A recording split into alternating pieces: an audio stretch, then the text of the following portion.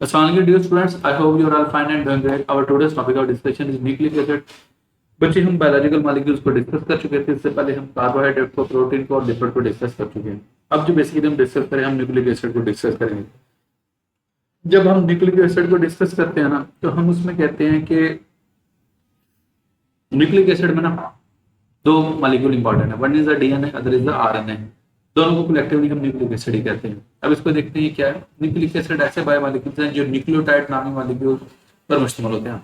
अच्छा, क्वेश्चन ये आता है कि इनको न्यूक्लिक एसिड ही क्यों कहा जाता है।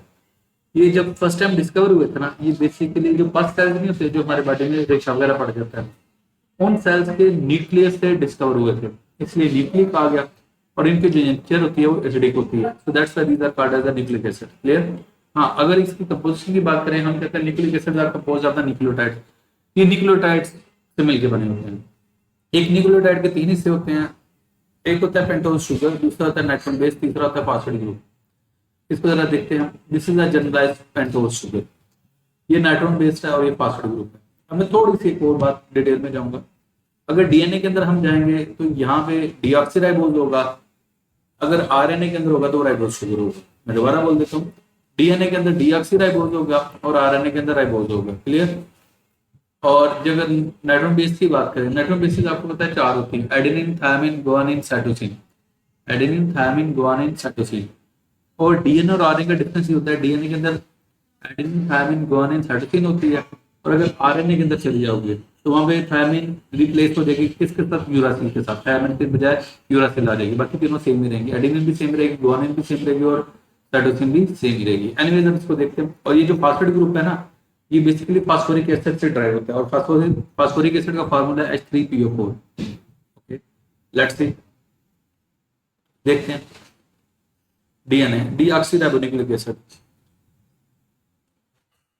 डीएनए डीऑक्सीराइबोन्यूक्लिक एसिड से बना होता है। न्यूक्लियोटाइड में पेंटोज शुगर डीऑक्सीराइबोज। अब वर्ड पे गौर करें, डीऑक्सीराइबोज।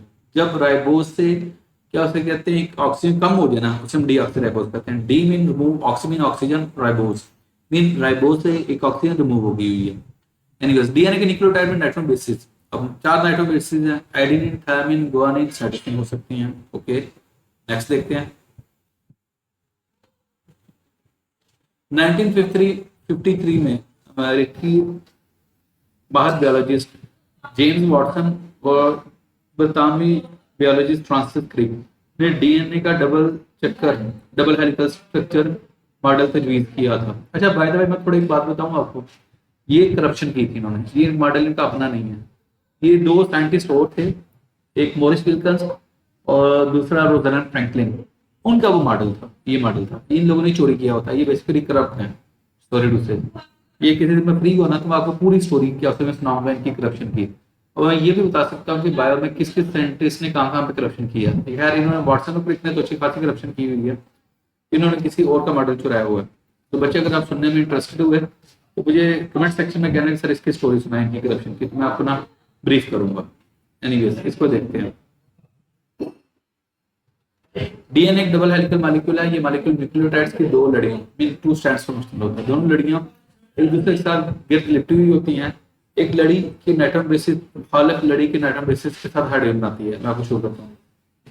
एक स्ट्रैंड ये है, दूसरा स्ट्रैंड ये है। अब इसके नाइट्रोजन बेस, इस न्यूक्लियोटाइड के नाइट्रोजन बेस ने इस न्यूक्लियोटाइड की नाइट्रोजन बेस के साथ यहाँ पर बॉन्डिंग बनाई है। ये हाइड्रोजन बॉन्डिंग होती है।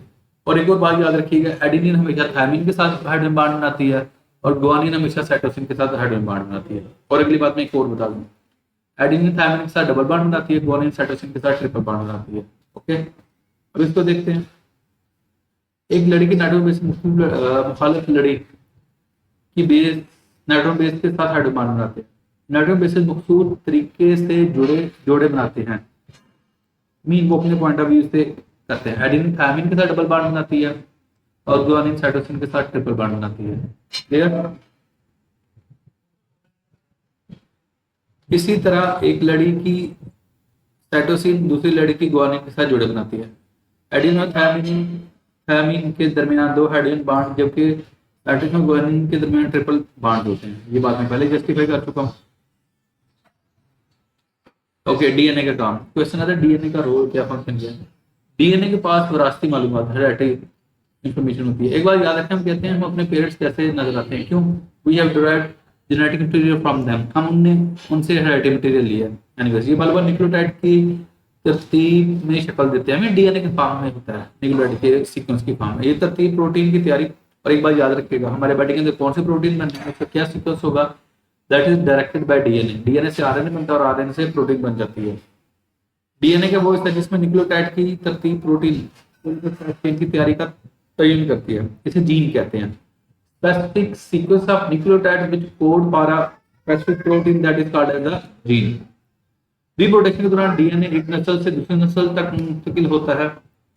इस तरह डीएनए विरासती मालूमात को अगली नस्ल तक पहुंचाता है, ये नेक्स्ट जनरेशन तक देता है। ओके,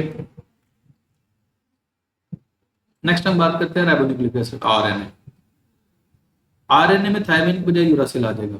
तो किसको देखते हैं? आरएनए सिंगल स्ट्रैंड पर मुश्तमिल होता है, इसकी लड़ी राइबोन्यूक्लियोटाइड पर मुश्तमिल होती है। एक राइबोन्यूक्लियोटाइड में डीऑक्सीराइबोज शुगर की बजाय राइबोन शुगर होती है। राइबोन्यूक्लियोटाइड में नाइट्रोजन वाली बेसिस एडेनिन, यूरासिल, साइटोसिन और गुआनिन हो सकती है।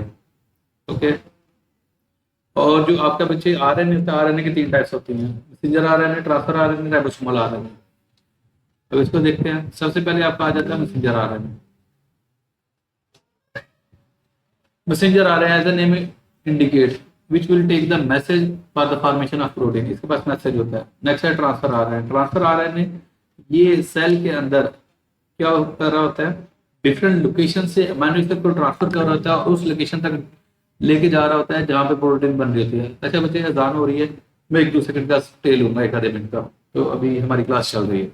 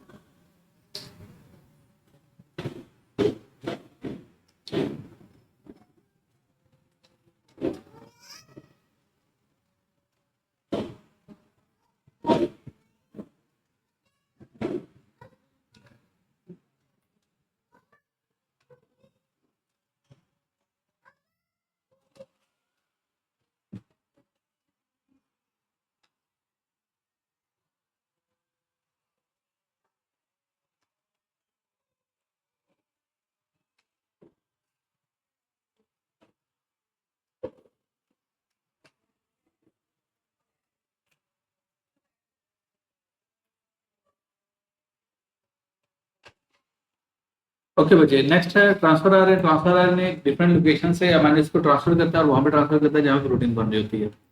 Next is the ribosomal RNA. Ribosomal RNA तो प्रोटीन की तैयारी की जिम्मेदार है। ये बेसिकली वो मशीनरी है जो मैसेंजर आरएनए की इंफॉर्मेशन को रीड करता है, प्रोटीन बनाता है।